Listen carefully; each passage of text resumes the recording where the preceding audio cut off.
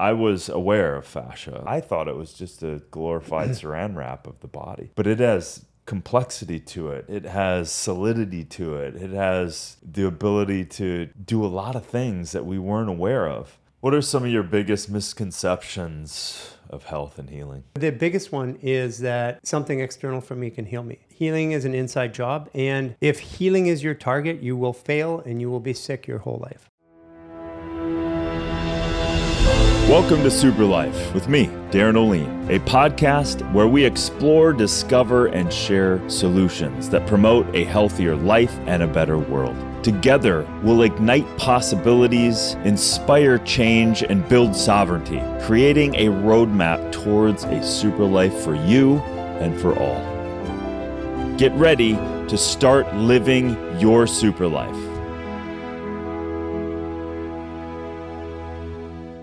Welcome to the show, Gary.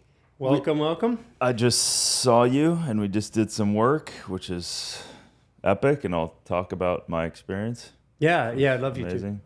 And before we get started, we have a tradition. Like, one of the things that happens when we want to sync, like if we were to walk together, it would, if we're walking together, it would take us about 15 to 30 minutes for our footsteps to sync and then our heartbeats to sync. So we can do that together just with 6 breaths if you want to do that with me. Great. So like a coherence. We're looking for a sync coherence. Yeah, sync coherence. So take your right foot, cross it over, or your right ankle. It could be either or. Right arm underneath left armpit. Right arm. Okay. Yeah, and left arm on top.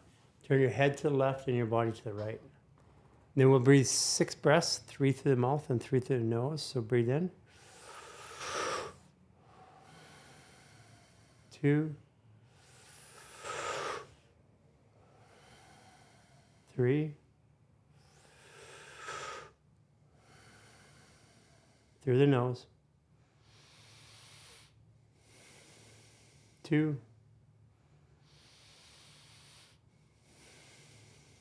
3.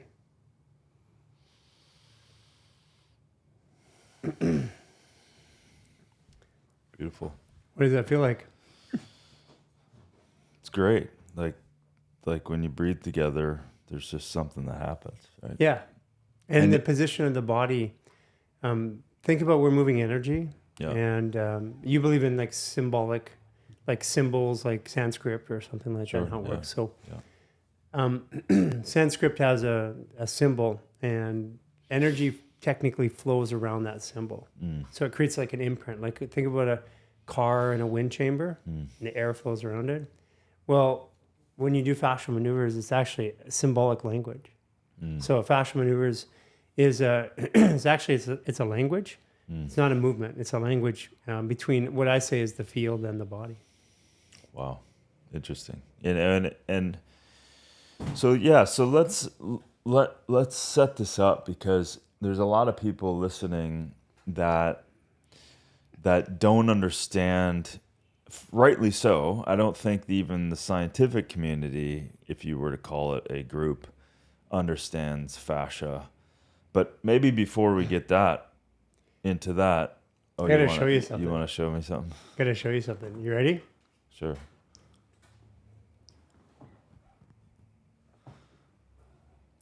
Wow, is it the first one and then that's the second one? Yeah. Before and after.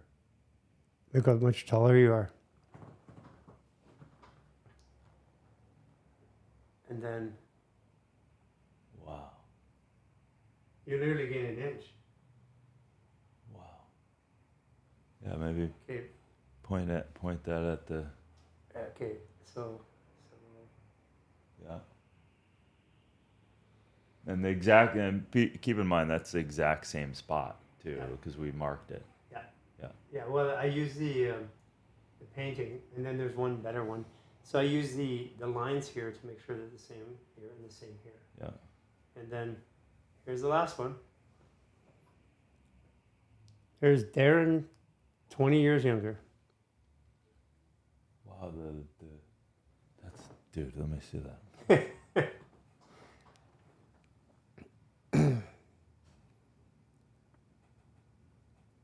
Wow. And then go one more picture over, and then you'll see your actual close-up of your eyes. Wow. It's just like I see just a release of I see a release of stress. I really see a ease. Yeah. You know. So you look younger though. Yeah. So we could say that this stress makes us older. Yeah. One can say for sure. But how is stress held in the body? Back to what is fascia. Yeah. It's held in the fascia. Yeah. Yeah. So let's first describe what human garage is, and then I really want to dig into fascia because fascia is so misunderstood. And I think, I had an inkling of it 30 years ago, but nothing compared to what you're now getting after. But so what is human garage? Well, it started off, if I was to articulate it, it's a combination of my 35 years trying to fix myself. Right. And I spent 20 years in pain and dysfunction for a variety of different reasons. And I spent over $2.5 million traveling and trying to fix myself with doctors and stuff. And people always ask me, it's like back pain, neck pain, yes. Neurological, yes. Stress, anxiety, emotions. Because with all that pain becomes emotional dysregulation. And I became, when it was clear that no one could help me, because I'd already spent the money and hired people to try to educate me, I became a practitioner. And so it wasn't like I didn't have a life goal to become a practitioner. And I'm a systems guy, so I just looked at systems.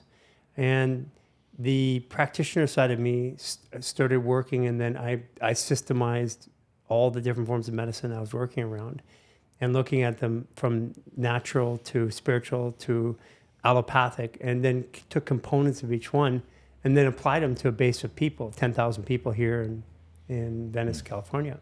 And we were doing like 5,000 appointments a month. So high volume, very successful. But those appointments are an hour and a half each. Right. So the scale at which we were working at gave me the unique ability to see things in a different light. Like if I work with one person over time, you don't really notice the patterns. But when you're seeing 150 new clients every single month, there's definitely a knowledge that you're getting with that amount of volume. Yeah. Yeah, you start to see the patterns. And I'm a pattern guy. My background's encryption, computers, systems, entrepreneur. So Human Garage started off as a way to fix myself because I was in so much pain for so long that I needed the care of a practitioner. And I was spending 3, 4, 5 days a week going to people, whether it's a massage or a chiropractor. And I literally couldn't function in my life without these.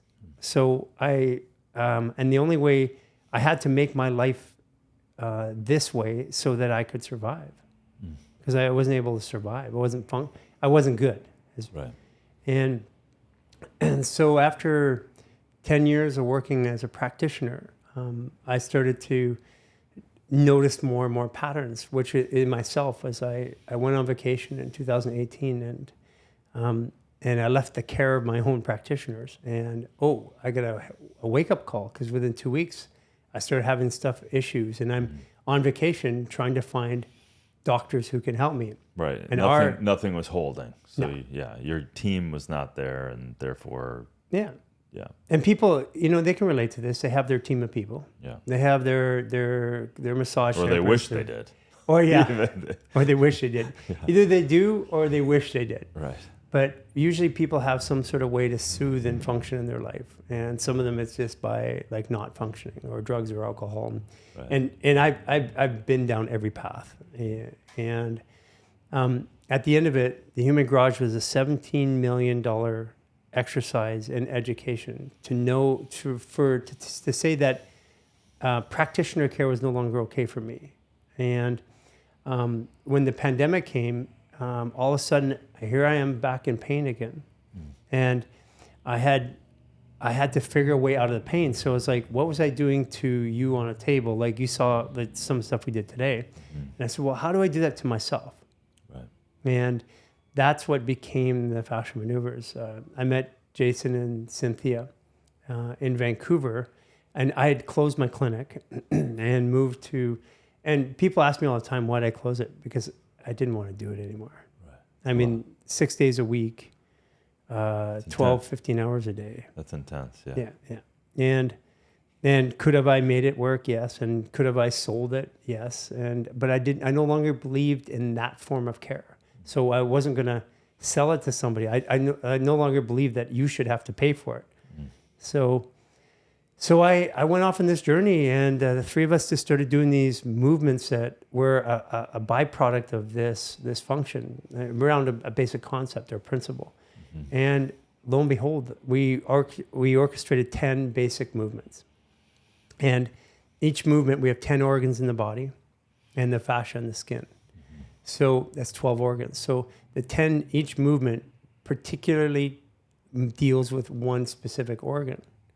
And I figured if I just solve this issue in my emotions through these movements, which it emotionally calmed me down, and I did that over a period of time, that I'd be okay. That was my belief system. And sure enough, within 3 months, it's like everything that I'd ever had a problem with was unraveling. Or it wasn't that I wasn't completely out of pain, but I could see that when I was in pain, I could do something. Because as a practitioner, if I was in pain and I couldn't do something, I felt helpless.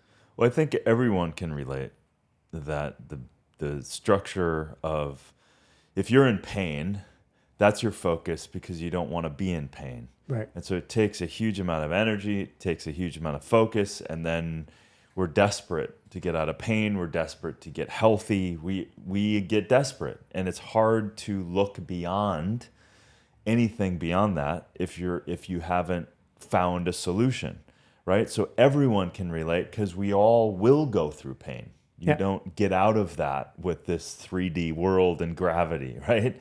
And that's the focal point, especially when you don't have a pain-free life or a sick-free life. And so to be able, and I love I'm kind of jumping here, but I love your principle because it is about you having the power and knowledge of you to unlock the natural nature, endogenous ability for your body to heal. And that's what I resonate very strongly with in your message. Yeah, it's sovereignty over feeling good yourself. Now, I showed you today pain. Yeah. Pain isn't what we think it is.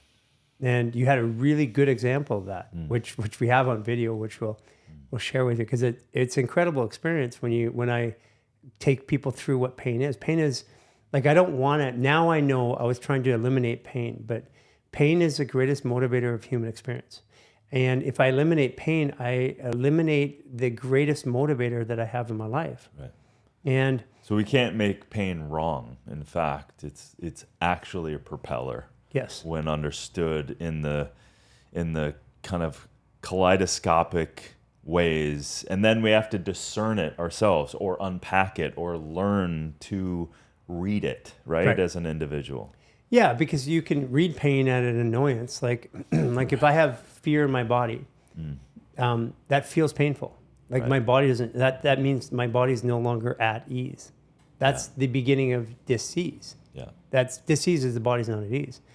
If I hold that fear over a long period of time, my digestion, when I'm in fear, my body fires adrenaline. So my digestion doesn't work, my elimination doesn't work, my sleep doesn't work.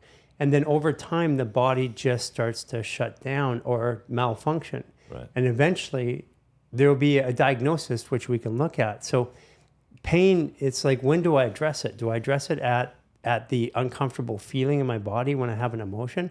Or do I wait until a doctor says you have cancer? Or you have, you have Parkinson's? Right. Like, where is it that I address it? Right, and waiting until it's had a momentum, and then only upon it expressing itself. Because I always go back to, like, if you create an environment for disease to happen, then you are creating an environment for it to thrive. And sometimes we're not aware of that. You can take the food you're eating, you can take the anger you're holding. Those are environments that are manifesting somewhere in the body. And over time, you don't notice them acutely, No. But over time, they absolutely solidify, or if they're food, it's just creating metabolic conditions that are inhibiting it to thrive. And so we kind of put ourselves in the way of our own health sometimes. Myself included, like after, and I'll talk more about what we just did, but like the session that we had was like, I identify as a certain, I'm identifying as I feel a certain way. I'm walking in this door, in this room. This is who I am. I'm feeling this way. Yeah. And this is me. This is Darren. Yeah. But upon really in between the talking and showing about an hour of work, all of a sudden I'm out of so much pain and I'm into so much space, and something has released many things, right? Yeah. And therefore the same quote unquote person experiencing what I was experiencing walking the door is not the same experience anymore. Right. So then you go, well, if that's true, who am I?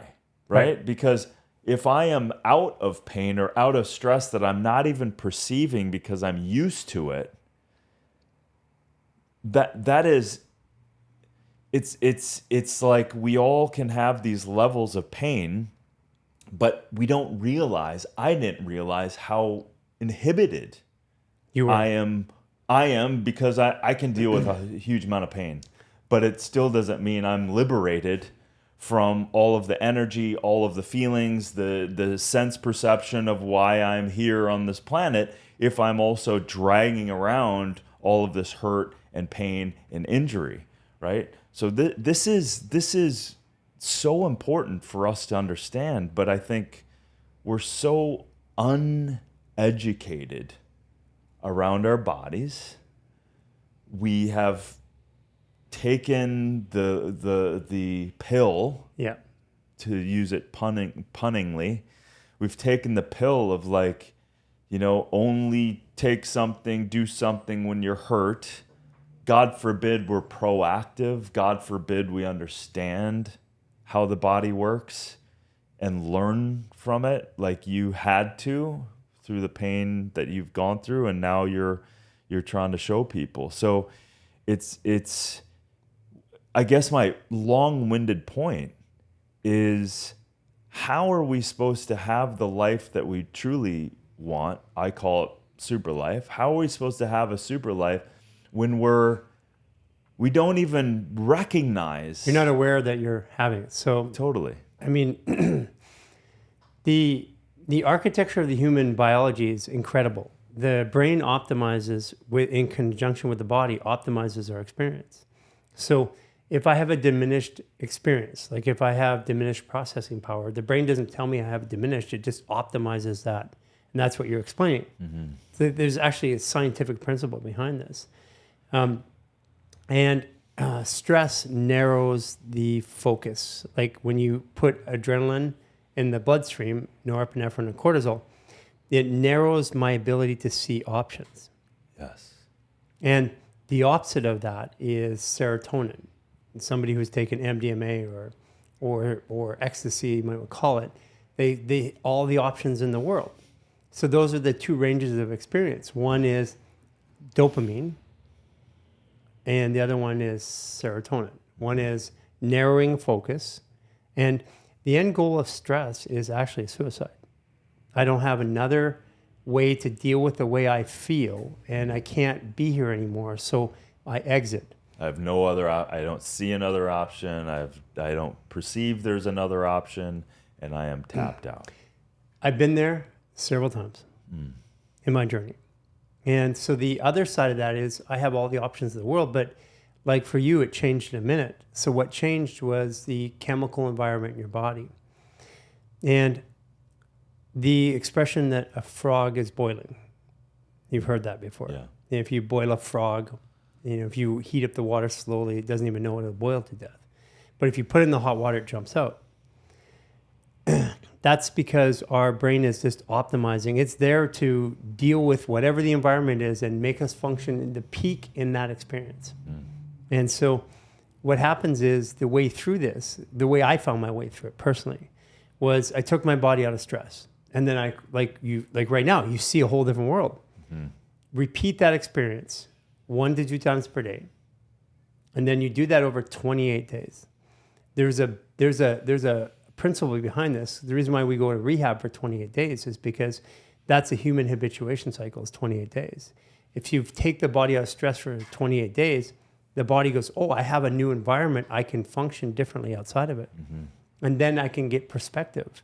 But until I get to that 28-day mark, the body is not going to let me, it's going to give me the like, wow, this feels good. But it reserves energy for your stress. And what you said to me when we were working is, all this heat's coming out. What is that heat? It's held stress in the body. And so this is why we put together the 28-day reset. And by the way, the first 28-day reset that we started, I failed. I got to day 22 and I'm like, okay, forget it. I'm not gonna do it. Why? Well, it wasn't mechanics because it's not hard. It's because there's an emotional component to when you do fascial maneuvers, your body comes out of stress. When you come out of stress, you can be aware, you step outside of the situation, you can be aware of the environment. When you're aware of the environment, you self-actualize. So all of a sudden, as I'm coming through that journey, I'm pulling myself out of stress, and then all of the uncomfortable emotions and trauma start coming up. So it's just a point where a lot of people say, I can't do this. Right. They feel, it's almost like when that is happening, it trips a wire that you feel like it's overwhelming. Yeah. Right? And then now what do I do with all of this stuff that I've been... And I've had lots of trauma. Yeah. I mean, 8 concussions, near-death experience, arrested by the feds, 17 months in solitary confinement, 27 months, incarcerated. I mean, I've gone through a journey, right? Sexual abuse when I was young by a caregiver. Wow. And so now I could be a victim of all those things, but where I'm at in my current life is that all of those experiences brought me here to this point today, where I can now share what we shared today. And it shaped me into this person who no longer wants to fix people, no longer wants to fix situations. I want to share because I came up through this journey and I feel so good in my life and my body. I just want to share it with the world. So that's why we made all of the fascial maneuvers and all of the training and education. It's all free of charge. And we have thousands of people around the world supporting that right now, with over 1 million people a month coming into the practice worldwide. Yeah, people can go on the Human Garage website and you can start doing this stuff. Like you openly share it, and that's I started seeing this stuff and started moving. And then Jules reached out and he took me through it, and you're like, wow, this is powerful, and you can tell you just want to give it. Yep. You just want to give that gift, and it's deeper because you've had to go through all of what you've had to go through. Yeah. And there's a different vibe when that's the case. Yeah. And you've created the structure to where you're not dependent on this economic thing, that you're allowing just the flow of the gift to be given. And I'm super grateful for today. I mean, I guess I'll speak to it now, but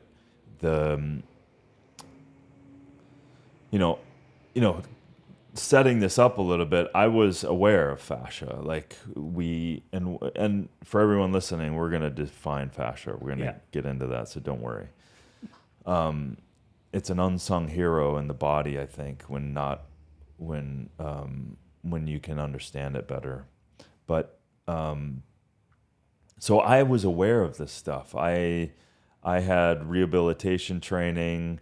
I had done neuromuscular therapy. I had done work with, quote unquote, hooking your hands on people in fascial moves. Like I was aware of this stuff Right. manually. Yeah. And and movement patterns from Alexander techniques to Feldenkrais to all these kinds of things. And then kind of shelved it because I didn't know what to do with it. And every so often I would think about it. Every so often someone would mention it. But you were the first kind of person to really kind of apply it. And I really mean this, what you're saying, like you're applying it in a way that is acknowledging it lives from head to toe. Yes. In and around every organ, every muscle, every joint, everything. So imagine if people listening today going, wait a minute, this fascia is wrapped around everything. And it isn't, even back in the day, I didn't realize how complex it was. I thought it was just a glorified saran wrap of the body. But it has complexity to it. It has solidity to it. It has the ability to do a lot of things that we weren't aware of. So when I started seeing your stuff, I got my attention. Jules took me through a few things, and then I felt those. And then today, with obviously we had an accelerated version of multiple people, and the position, the acknowledgement of the full body, the opposing kind of twists and turns, like it's impossible to explain. But I guess my experience is that I'm definitely coming in. Like I used to slam myself into people. Like I playing football all my life. I was an athlete, always pushing it, being in and out of the gym constantly. So I've accrued some pain. And so walking in, like when you asked me, like, oh, you don't have pain. People don't know I'm in pain. Right. I've just gotten good. It's just your way of living. I've just gotten good at it. Like I have 30+ year back injury, tore it apart, like my sacral plexus. And you can make the argument the sacral plexus is like a center point of white fascial tissue and ligaments connecting your core. So that thing got destroyed. How's it feel now? Amazing. Like in an hour. Yeah, and in an hour, and the liberation of other things, like from I had a bulged disc in my neck, I had a torn meniscus, like all of this stuff. So the bottom line is, because I could talk and talk and talk about the experience, but it is really space, and peace. So that's what it is. So it's space and peace that I could feel, and then the real kind of feeling of that is moving yourself proprioceptively. So just going for a walk after it and feeling the body, because that proprioception probably exists in fascia more than almost anything else. Like, I think that's where the magic is. That is true. Yeah. So let's define fascia. Yeah, let's do that. Okay. First of all, I'm going to give you a working definition because right. Actually, let me take a step back and so I came into healthcare and medicine not as a practitioner, but as a N of one scientist who has a high capacity of autodidactic. So I learn through experience very fast. I don't need any books or anybody. I just have to watch, mimic, experience, and replicate. And when I came in, here's some things that I want to just to put in perspective of what we think that we know about the body. Like, there's a lot of belief that we have all this science about how the body works. Well, we have between 5 and 15,000 proteins per cell, and some are more, some are less. But let's just give an average of 10,000. We have 50 trillion cells. That means we have every thing in your body from thinking to blinking is run by a protein. So that's the mechanics of life, is proteins. So we have 5 10,000 times 50 trillion cells, that's 5 quintillion proteins. So from a scientific point of view, how many of those should we know to say that we know the body? And maybe 2/3? We've only identified 100,000 and we only know what 5,000 do. So I'm going to sit here and tell you right now that I don't know anything about the human body. And anybody who says they do has there's no way that they do, because we know 5,000 and we don't even know that. We know 5,000 proteins out of 5 quintillion. Right. So, and when you say proteins, let's just kind of unpack that a little bit. It's not that, because people may have a hard time understanding, what does that mean? Proteins are just flying around the body. Proteins are making up your hormones, your mechanisms, your RNA, your DNA. It is everything. It is a concept. So, and those proteins are specifically from all the amino acids. So keep in mind, like, it's not just people think protein and they think muscle and they think all this stuff. So I just wanted to I get that. Yeah. So, and I appreciate that. But the scope of it is we know 5,000 of 5 quintillion. We know nothing. So we know nothing. Right. And so what I have come to, I'm going to, like, I have a theory that I have to explain why you had the experience today. But I'm completely open to the fact that theory is complete bullshit. Because I have learned, every time I learn something new about the body, sometimes it completely validates a belief system that I've had for 20 or 30 years. So I am in the experience of the body. So let me tell you about fascia. So fascia inside the body has 100 trillion nerve endings. Your brain has 100 billion nerve endings.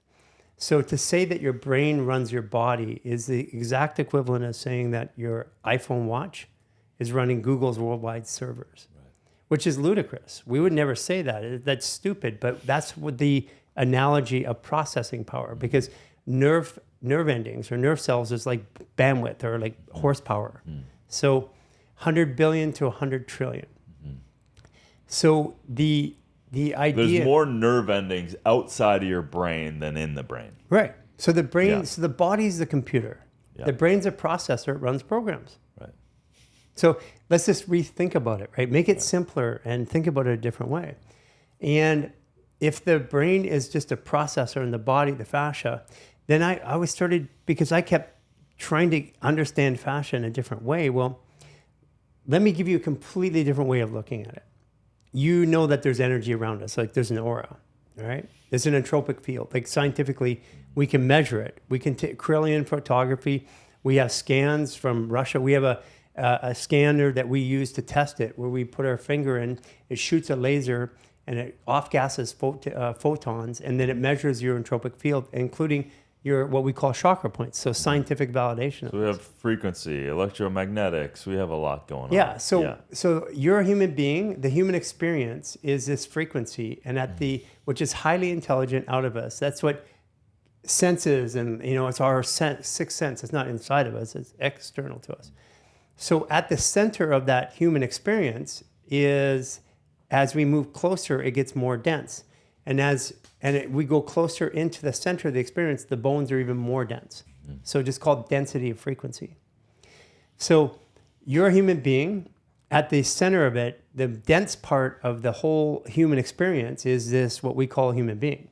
That's the dense part. And I mean it in every way. Right. We are the dense part, because a dog can see it. It can be measured. We can actually measure it with, thermography shows that you emit light. Right. We emit light. We are light beings. Special forces use it all the time. Absolutely. So fascia, the way I looked at things is like from a programming, I go to the core, the creation, and then the usage to understand things. So at the core of it, when we're born, a sperm and an egg come together, create a ball of plasma. In that ball of plasma, there's 2 nerve clusters that develop, and they're connected by a string. And there's not one doctor or scientist in the world that can tell you until about the 7th week which one is the brain and which one's the small intestine. So they are connected. This is your gut isn't your second brain, it is your brain. This is the dashboard for it. Processor, yeah. Then the muscle skeletal system starts to grow around that. But that what it's growing in is this ball of plasma. That is your fascia. So your bones are made of fascia.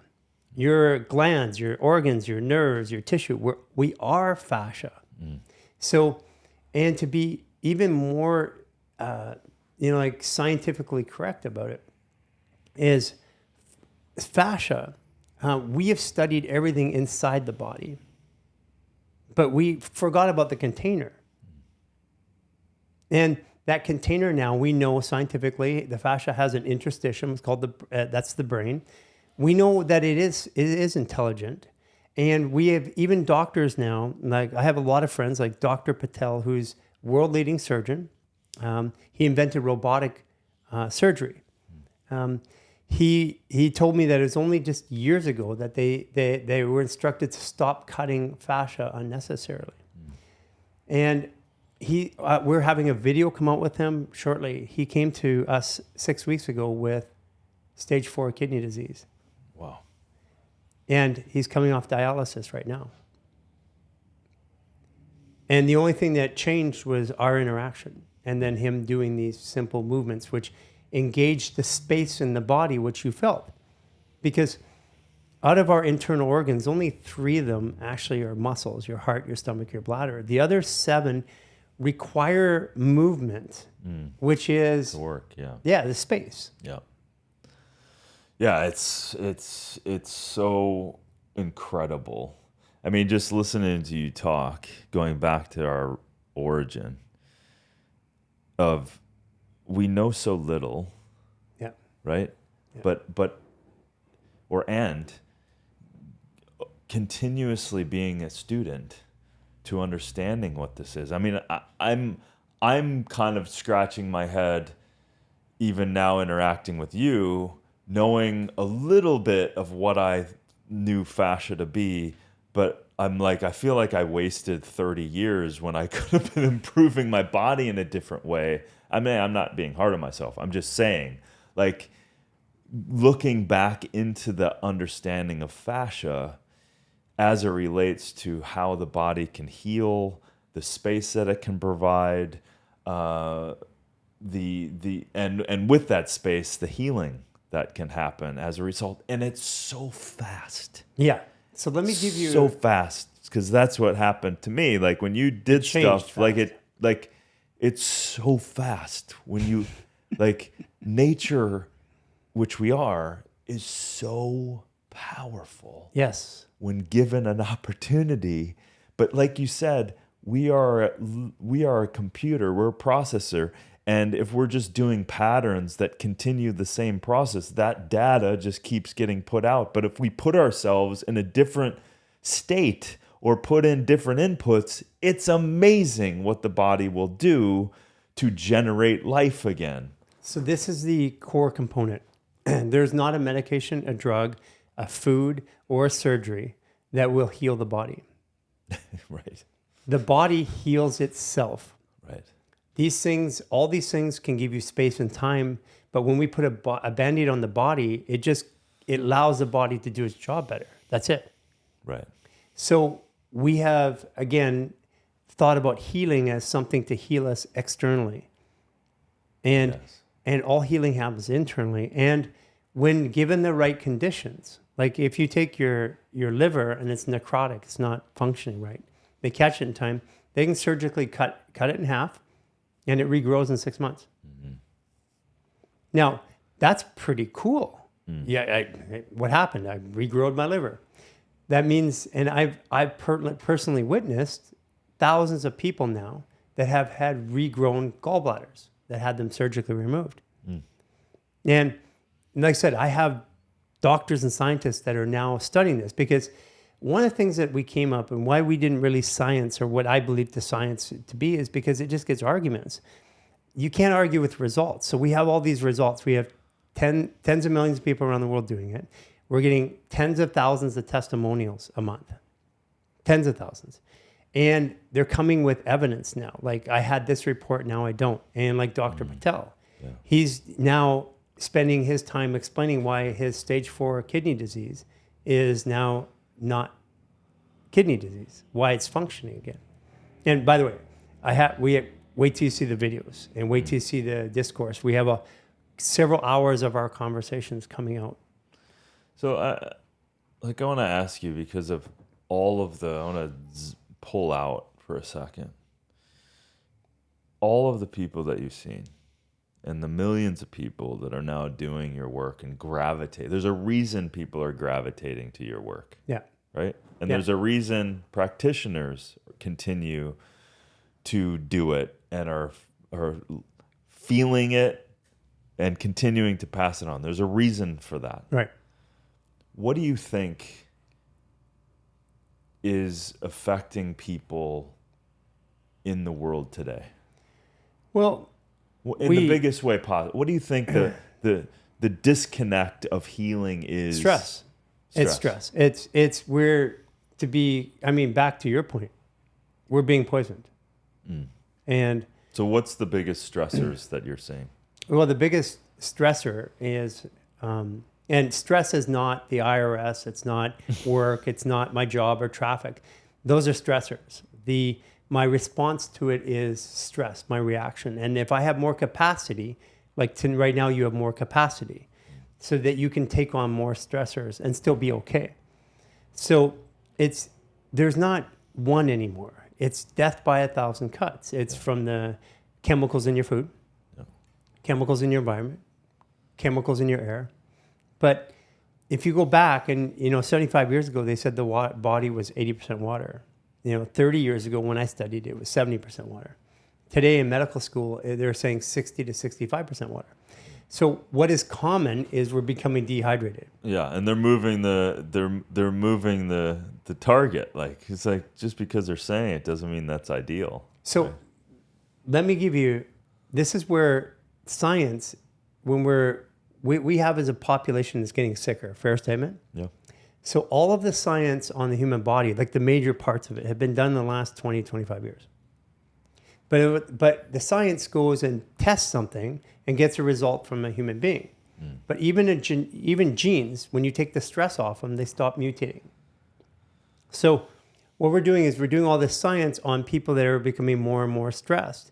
So the evidence that we're using to base our decisions on what human care is based on this same thing that you were feeling. I'm getting sicker and sicker and didn't even know I'm getting sicker.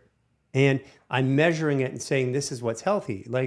So dude, you're just blowing my mind, because it's like we're testing something inside of a fishbowl. Yes. So if we are in this stress response as a society, and we're all stressed, we can't even find people who are out of this stress, i.e. in the 90s, everyone on the planet had PFAS in their blood, by the way. Yes. 99% of the people. Yeah. This was in the 90s. Yeah. Right?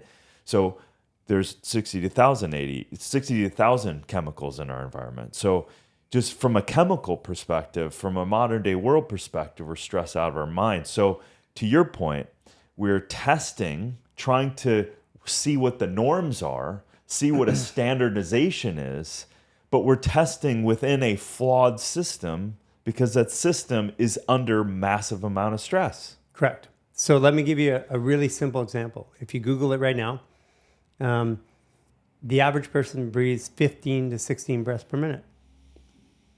Simultaneously true, that's the average healthy, we're saying that's a healthy person. Right. Simultaneously true, after 12, you're clinically hyperventilating.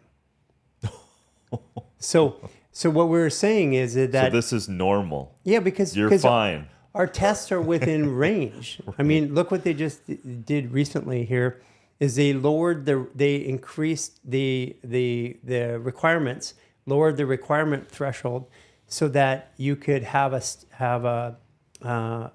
statin. Mm-hmm. And they also did it for Lipitor, for blood. And they also did it for testosterone. So they're saying, all of a sudden, by changing the standard, now all of a sudden, all these Americans, millions of them, are now qualified for a drug. Right. It's a great economic. Yeah. So listen, here's a simple principle that I found my truth in the body. Okay. We can argue about this all day long, and people will argue. Right. But as you experience today, you come out of stress at the level you did, at the speed you did, then all of a sudden you see more options. You Bingo. feel better, you feel more alive, you look more alive. Bingo. Now, if you do that every day, you come out of stress twice a day, every day, and you repeat that for 3 months, there's not a disease or a disorder on the planet Earth that will not change. Everything will change. Even genetic dispositions start to change when you remove stressors. But like we've got the current one, which everybody's like the MTFR gene, methylation gene. Well, how come we weren't talking about that 30 years ago? And what I have found is when you take the body, hydrate it, mineralize it, not hydrate because that's the wrong word, mineralize it, so it does the right thing with water. And then we take the body out of stress, then those methylation issues seem to just go away. And this is the big one that's dominant. Everybody comes to me and says, I have this gene and I have this problem and I can't methylate. And I'm like, well, how come we weren't talking about that? People, well, we didn't know to talk about it. Yes, we did. We knew that science like 30 years ago. So we weren't talking about it because people didn't have the issue. We weren't under the stress. That's turning on this. It's a really bad epigenetic expression that we're in right now. Yeah. We don't have a true sense of what we're actually meant to even feel like or be. And we're also now moving into the 4th generation of chemically confused. So it's inbred in the DNA when we're born. But what I have found in my own journey, people who have watched me, I've like literally transformed my body, my life. And it's not just me, it's Cynthia, it's Jason, it's Aisha, the founders of Human Garage. And it's all of the people around us. They're looking younger, feeling younger, acting younger. I am in every way, shape, or form better than I was when I was 18 years old. And it wasn't it wasn't a bunch of money I had to spend. It was like literal, it's minerals. But we can't just, people the healthy people today are sick. Because there are certain environmental chemical issues that are disrupting the healthy people. Like for example, we have found that you have to take 600 milligrams of silica per day and we recommend diatomaceous earth. But you can do horsetail. And without that, when your body's low on silica, it can't process calphos, it can't process selenium. It's because it's an element. So you don't absorb minerals properly. You don't absorb minerals properly, you don't process water properly, so your hormones are dysregulated. And then it's a cascading series. So the one thing, we breathe in barium every day in our air. Every single person is affected in the world. And that dysregulates our silica. And then that's why I believe that we've gone from 80% water to now 60% water. Right. Yeah, we're chronically under this dehydration kind of scenario, and then the concentration. So we're dehydrated, concentration of chemicals, adding on top of it. It's just inflammatory, stress response. And let's talk about in the body releasing this somatic kind of experience between emotions, pain, anger, resentment, all of that stuff, which gets stored in, and it perpetuates itself, right? So if I'm sick and not feeling good, and then I continue to get sick and not feeling it, and it's a cycle that kind of keeps going. So, I know it's hard to describe, but I got this. You can't fix it at the processor of your computer. Yes. You have to fix it at the hard drive. Yes. Your hard drive is your body. Yes. The processor just runs the programs. So the answer to mental clarity and mental disease and emotional disease is actually to bring the body, take the stress out, so that serotonin is one of the primary ones. Because when the serotonin comes up, the stress comes up, estrogen, estradiol, all start to change. The chemical, the inside body starts to work again. Like I had a testosterone count when I was 40 at 200. I haven't measured it lately, but last time I did measure, it was like 1,400 or something. It was like way off the charts. Wow. And because I'm not having to use it every day. Right. And we have this world that says, that's been going at this for a while, that says if you are lacking something, put on more gas. Right. And we're putting on more gas, and it's causing more and more, like we're trying to power through and perform, but we're not taking away what's causing the resistance, which is our dehydration restriction. And then when that happens, our body, when we're in stress, we can't process an emotion because we have to stand outside of it, which means I have to have the serotonin-rich environment so that I have perception. I have to step outside of the stressor to view it and say, oh, that wasn't so bad. Like I look at my incarceration and I'm what like... were you incarcerated for? Well, I used to encrypt data. I mean... What kind of data? Wireless data at a level that the governments couldn't decrypt. You just... Kind of a Neo moment for you? You kind of a Neo moment. Just had some extra side gigs? Well, I came out in 2005 and said the government's spying on you. And they came at me with full force. And so you knew that was happening? I was actually a part of it. I was helping people because my clients were elite government officials and pharmaceutical companies. You were helping them spy at that time? Well, I was helping them protect data on wireless devices. Got it. Yeah, so that's a long story. And well, it's good to know because when you said you're incarcerated, I just want people to know what. Yeah, I mean, it's open. It's clear conversation. Yeah. But I think if you said that 15 years ago, then people go, "Oh, you did something wrong. You did something wrong." But today, people are pretty much figured out that the federal government and the political system isn't in their favor. Yeah. Well, they're all. I mean, it's even coming out now that they're finding out data on the shooter. Who just tried to kill the ex-president, that they were finding data on the phone from tracking the ads. So the ads that were tracking him, they were figuring out where his trajectory was. So that's a whole nother... So the ads that are like hooked, your cookies or whatever you want to call it, all of that's watching you. All of that's like... I'm going to tell you a story about... I'll just tell you a story about digital DNA. I came out and wrote a thing called Privacy is My Disease. It's an article I published. Wow. Because I said... It's a rabbit hole, I think, huh? Well, think about it this way. You go in and forensically, okay? There's a murder happens 30 years ago, but there's no evidence to support it. Now we have DNA. We go back, grab a hair, say you were there, and you go to jail.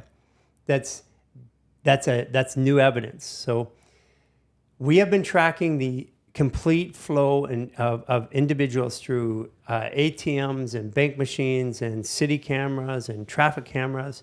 And that we've been tracking people with this massive data that wasn't collectible. It was in different systems. Every single phone call that you've ever had or a piece of data you've ever had or a transaction you've ever had is recorded. So you're talking to somebody at a party, this is recording it. Even if you think you're not.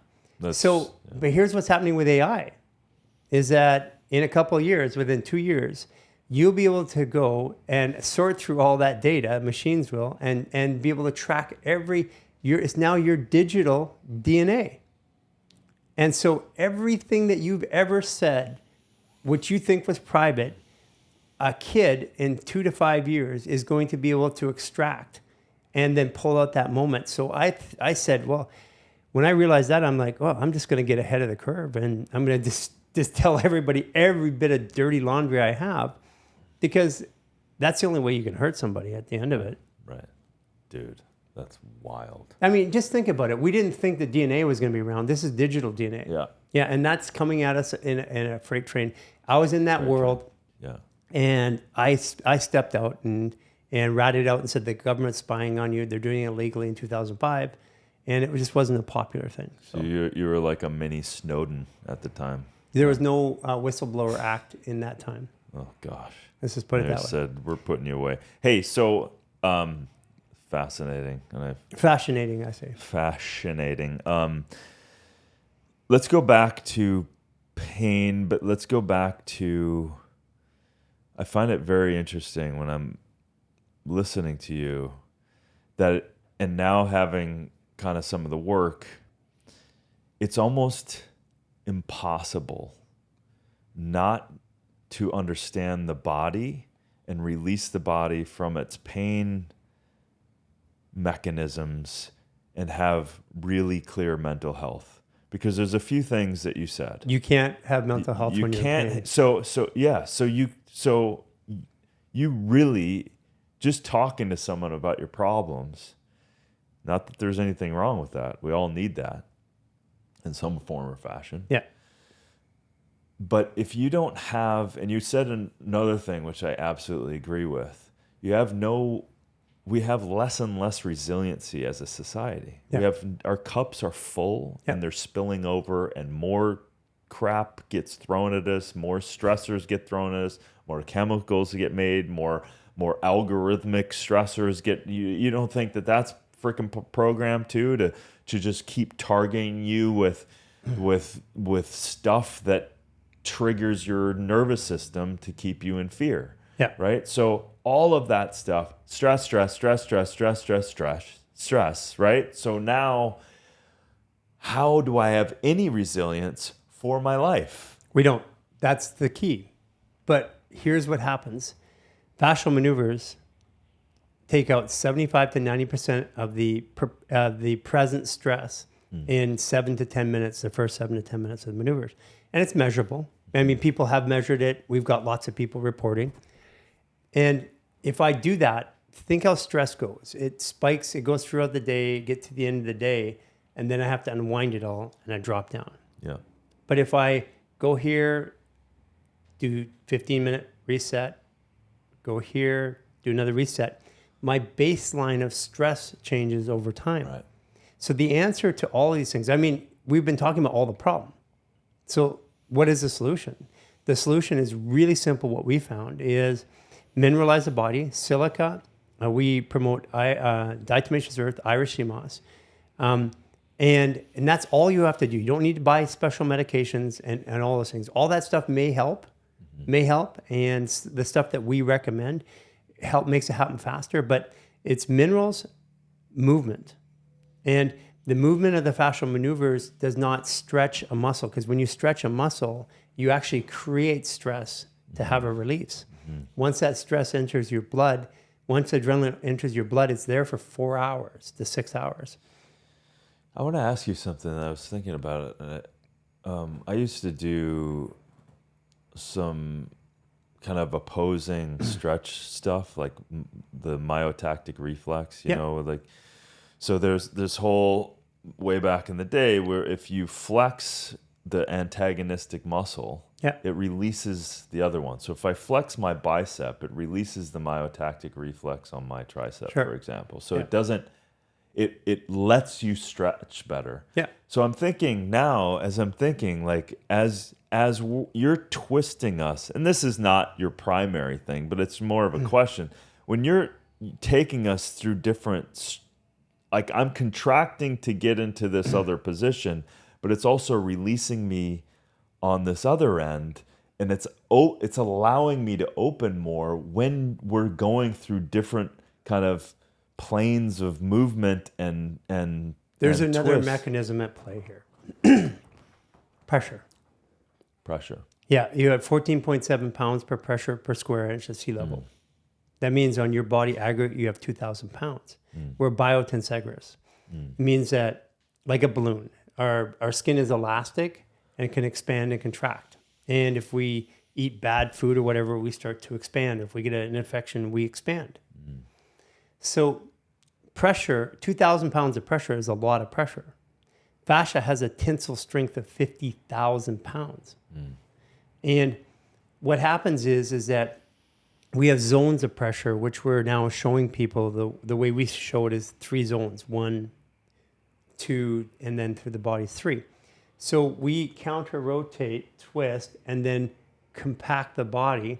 So now you have thousands of outward pounds pressure pushing, and the body's contorted, so the fascia goes like this in the contortion and then opens up. So we're using pressure as a mechanism, not stretching. Wow. That's wild. And you know what's funny? Because I was showing our team, we were free diving in the water yesterday. Oh, nice. And not deep, but like 30, 40 feet. And I was showing them how to use pressure to go down there. And what I was saying to them, that my father was a PADI master instructor. So I grew up scuba diving from 4 years old. I wrote my scuba exam at 13 because they wouldn't give me air anymore. So I actually wrote my exam. So my context, or the container in which I understood the body, was under pressure. Wow. So that was a precondition for me thinking this way. Wow. Isn't that interesting how life kind of writes our path? And if I put pressure on your biceps, squeeze it, it loses its power.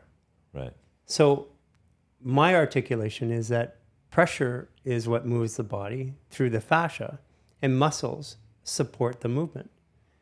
And I can take people through a science experiment, which is N of 1. I can take you through an experiment which shows you that, and you'll feel it in your body. And you can argue the science about it anymore, but you have the felt experience. And this is what we want people to do. It's like, let's forget about what the science says about it, and let's go with what your felt experience is over time. Right. Because at some point, we got more science about the human body than we've ever had. And then collectively, we have more tools to address it. But as a society, we're the sickest we've ever been. And it's not just because of the stressors. Yeah. It's also because of the way that we're handling them, or what we believe is okay to handle them. Yeah, you're absolutely right. And the bottom line is, you're getting results. Like, I can walk away today and go, I had, without a doubt, had results. I had more space. I had more levity. I felt like running. Like, you're like, I asked you when we started, how would you know that we did a good job? You said, I would be skipping. Right. And then you started skipping, and I forgot about it. Like, and I'm like, you did it. I guess we did a good job. And then at the end, I kind of I feel like running. Like, my body, like, it feels lighter through space. Yeah. And so it's just like, my kid comes out when I'm happy. My kid comes out, and I just want to be a kid. And I propose that every person is the same way. Yeah. And so what I've witnessed in my own life and others is that when we remove restriction and compression in the body over time, we all start to have younger, happier thoughts. And if everybody has younger, happier thoughts, eventually the world becomes a better place. So how do we help the world? Well, it starts off with ourselves. And my journey was, I'm going to help me. Yeah. And because I was busy trying to fix everybody else. Right. And the pandemic gave me the ability to just focus on me. And the three of us were locked away for 2 years. And what we did is we ran experiments on our body for 2 years. We tested everything. We had brain mechanics come in and do labs on us. We did photonic scans and pressure exam. I mean, we did everything over 2 years in contained lab. And what we were doing is we were trying to validate why this stuff works, because we knew it worked, but we just didn't know why. And again, I'm going to be very clear about this. I have a story of why this works. And I'm completely open to the fact that everything I'm saying is bullshit. Because we are constantly learning. And the second that there's more to this, I'm feeling right now, I'm going into this new level. And there's more that I'm going into that I don't know than I know. Mm-hmm. And I'm completely excited about it, like a kid now exploring the world again. And anybody who says they understand the human body, or they know it, or the science is this way. I mean, look at the science told us 30 years ago what was okay. And what are we doing today? What are we doing today that we would look at and 30 years later go, that was stupid? Yeah. I still can't believe we have a medical system the way it is. I keep saying that's stupid. That's coming down. Listen, 50%, and this is part of. We're on this worldwide tour right now. So what we're doing is we uprooted ourselves for 1 year, and so we're not going home for a year, and and we are doing stop by stop. Like between now and the end of the year, we have, I think, 15 more cities, where thousands of people are coming to each one of these cities. Yeah. And this growing as we go. And what we're doing is we're taking, because we have tens of millions of people doing this in their homes and practitioners supporting it. And what we're doing is bringing them together, because at the core of this is that healing happens in community. It doesn't happen alone. All sickness happens alone. And what we're doing is we're reigniting the communities around the world. And we want people to try this out and just experiment on themselves, because what we did today was what you would get in 18 months. We just brought it into an hour and change. But I did it over 4 years. So my experience that you got today was my 4 years experience in 1 hour. Right. All of what you've been learning and the life path, now you've been able to condense down into the practical movements and patterns that are getting results. And I love that you said, and I'm still learning, because at the end of the day, no one knows. We don't. What the hell's going on. We don't. Right? We don't know life, death. We don't know what happens. We have perceptions. We have stories. We have feelings. We have all this stuff. It's impossible to know the miraculousness of the body. But I think your approach of how open you are and the ability to ask other questions and get other kind of information, and then obviously with your hands on people and working on yourself for the huge amount of time, and that mastery is the most valuable. The only thing that separates me and anybody else is the amount of times that I've done it. Right. Because we have our intellectual properties free of charge, and all of our courses and programs to heal yourself, help yourself, perform, all the way from zero to a practitioner free of charge. And it's taken a lot of energy to make things free. Right. But we have a worldwide movement where most people can't even afford a subscription. And so like there's these guys from Africa, and they have one cell phone for a whole village. And they come and learn the maneuvers, and then they share it with the village. Right. That's the kind of stuff that's happening around the world. Love that. And we want it to be that way, because if you can learn something, and through your shared experience, you can immediately help somebody else. Like, you don't need to come and get certified by us or take a course, because all the videos to do it with instruction are online. You can invite people over to your house today, say, hey, let's do these together, and watch a video, and the video is the instructor. Now, as you learn and you have the experience, we ask people to share from their experience. Don't share what you know. Share what you experience. Because if you share authentically from your experience, then you're never wrong. Right. And you don't need a certification. You don't need to be a doctor. Right. And we all are doctors. Doctor means educator. Right. And medical doctor is something that was put in 1935 by Rockefeller. Yeah. And so doctor literally is just educator. And we all are students and educators when we let ourselves be. Mm-hmm. Yeah, I love that. What are some of your, throwing at you a couple little snippets, what are your personal keys to living a super life? Well, so here's some. I have 4 pairs of shorts. I have 12 shirts. I have my cell phone, which I function with because I am in media. I have some crystals and some oils that I carry around, but everything I own fits in a backpack, literally. I don't own a driver's license. I don't have a bank account. Wow. I don't use money. I have people offer literally hundreds of thousands, and even some of the Saudis, millions of dollars to do treatment on them. And you cannot buy your experience.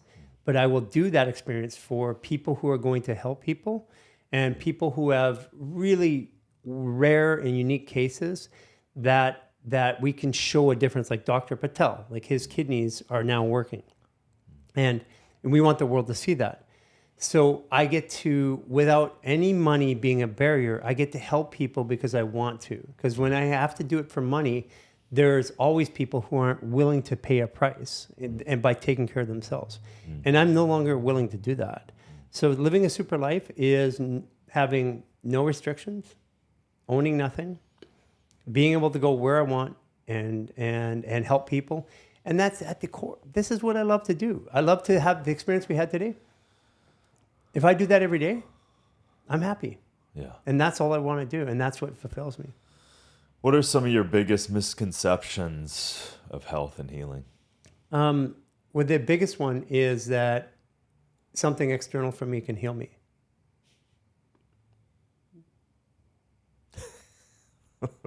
I mean, you just, after that, there's nothing else to say. Right. So healing is an inside job. And if healing is your target, you will fail and you will be sick your whole life. But because people typically hit 80% of their goals. If to perform in life is your target, healing is a step along the way. Right. So if someone says, I want to be healthy, you're going to be sick. Very limiting goal. You're going to be sick. You're also telling your body right at that moment you're not healthy. Yeah. And it's reinforcing. Like the other misconception is the people say, what if it's a placebo? Like I have people come in that can't walk and they're walking, they'll say, what if it's a placebo? A scientist says, what if it's a placebo? Look at 4.5 million studies over 60 years have shown that 1/3 of the time, whether it's a piece of science, a technology, or it's a drug, or a surgery, that the belief that it'll work 1/3 of the time proves it to be true. Which also, that same series of studies proves that 1/3 of the time that the belief that it won't work does it. Which, if you look at statistically, invalidates the last third. So belief is the most powerful mechanism of the human experience, whether it is healing or performing. And if we believe in ourselves to perform, then why don't we believe in ourselves to heal? Right. So taking and making something like, we call it a placebo. Placebo, everything in the human experience is a placebo.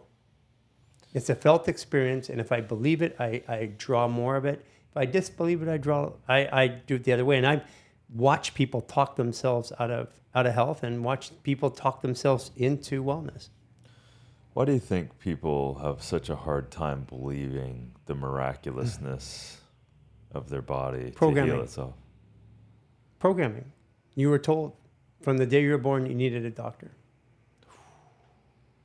It's in our education system. I mean, every 3-year-old knows what a doctor is, but they don't even know what a nutritionist is. Right. They don't know what a meditation therapist is. They don't know what you see the problem. Yeah. The problem is that we're built into dependency. Even if we go back, even 50 years ago, 80% of the care, or even, let's go 100 years. 99% of the population of the planet Earth couldn't get to a doctor. So how did we survive?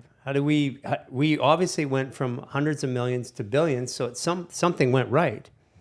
So 80% of care used to happen in the community by the mothers, the grandmothers, and people knew how to handle their body. They were sovereign.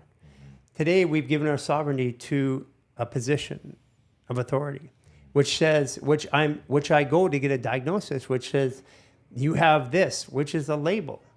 And it's unfair, since belief is a primary mechanism of the human experience. It's unfair to say you have something. I've found just ludicrous, like in physical medicine, we use an MRI as a point of diagnosis, which in my experience, 80% of the time does not explain why they have pain. Right. But we use it 100% of the time to diagnose. It just doesn't even make sense.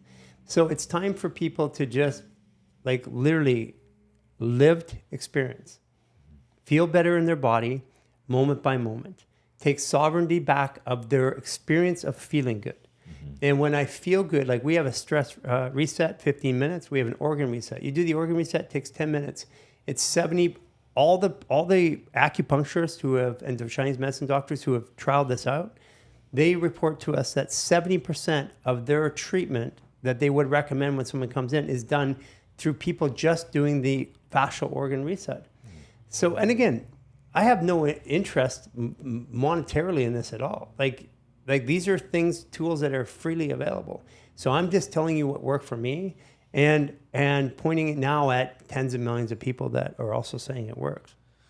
Well, I love what you said, because the programming is just, that hit me squarely, in the sense that It's all programming. That's because we divorced our innate ability to listen to ourselves. We divorced this unbelievable experience that we get to have, this life that we get to have, this freedom that is ours, our inalienable right to live and to not be in pain and not follow these systems that are absolutely ridiculously broken, because they're causing suffering and causing pain, and we've offloaded our care to other people, right, and to other things, and that clearly is not working. So if anyone is able and willing to listen to this and to start reorienting yourself, your family, your friends, your community to another way of living, another way of questioning where we have been programmed, so that we can reprogram ourselves in the way that I believe we were geared to think and to operate in, because it's clearly not working. Step outside the fishbowl. Yeah, well, it's outside of the fishbowl that we need to go. And the way outside the fishbowl is remove the stress from the body. And remove the stress. And that's it. That's a simple, so powerful, man. It is so powerful. Mm-hmm. Like some of your team was saying, like, yeah, all of what you've done, it took like an hour, but we were talking and doing stuff and everything else, but we've gotten so good, we can condense that down into like 15 minutes. Correct. Yeah. And imagine then. Yeah, if we didn't talk, that whole experience was 15 to 20 minutes. And the space that opened up in my head, right? In my body, and the pain that left, that is an inkling of the power of nature when given her the opportunity within us to heal and to allow us to be more free. I have more freedom as a result of today in my body than I did when I woke up today. And that is the only experience that matters. Bingo. Love you, brother. Love you too. Thank you. It was awesome.